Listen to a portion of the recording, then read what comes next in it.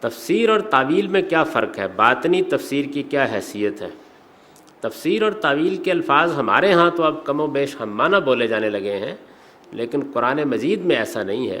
قرآن مجید میں تعویل کسی چیز کی حقیقت کے لیے بولا جاتا ہے، نہ کہ اس کی شرح کے لیے یا اس کی تفسیر کے لیے۔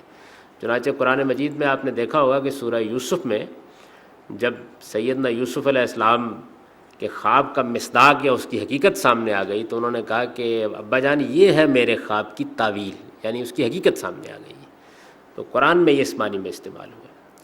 باطنی تفسیر صوفیوں کی اور اہل تشیع کی ایجاد ہے، یعنی اس میں زبان، ادب، اس کے اصول، ضوابط یہ سب ایک طرف رکھ دیے جاتے ہیں اور آپ اپنے قیاسات سے جو چاہیں معنی الفاظ کو پہنا دیتے ہیں۔